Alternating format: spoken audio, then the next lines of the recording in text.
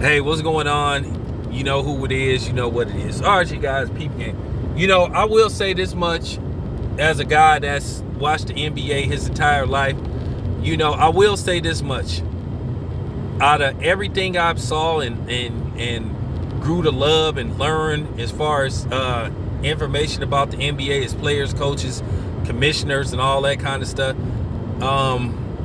I can say this much about Gregg Popovich. I think Gregg Popovich is one of the greatest sports minds that ever lived, one of the greatest coaches, sport for sport, period. He really is. I know people gonna say, what about Red Auerbach? What about Phil Jackson? Hey, it's no disrespect to none of them. People talk about Bill Belichick. So, yeah. I just think he's a great basketball mind, and he's shown that over the years. Now, everybody talk about the fallout with, Kawhi Leonard, in San Antonio. At the end of the day, Kawhi Leonard eventually got his wish. They traded him, and that was just basically the bottom line. He moved on. I don't think his issue with Gregg Popovich was anything, racial. Not to my knowledge. Haven't heard that from Kawhi Leonard. So I don't think that was an issue.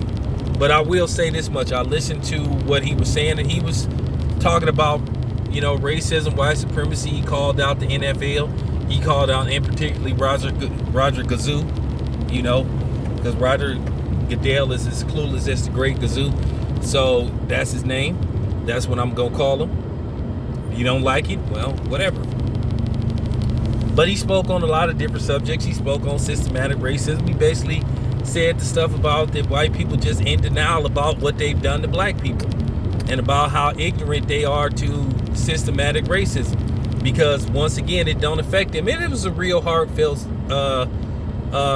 speech or video by Gregg Popovich. And I can say it's very hard to convince me when I hear people that don't look like me talking like that. But I do think he was sincere. I don't think he was doing a song and dance act, and I don't think he was jumping on the Black Lives Matter protest, because he spoke on this kind of stuff before. So, at the end of the day, as black people, we got to listen to some people. We got to give some people a chance, but not everybody.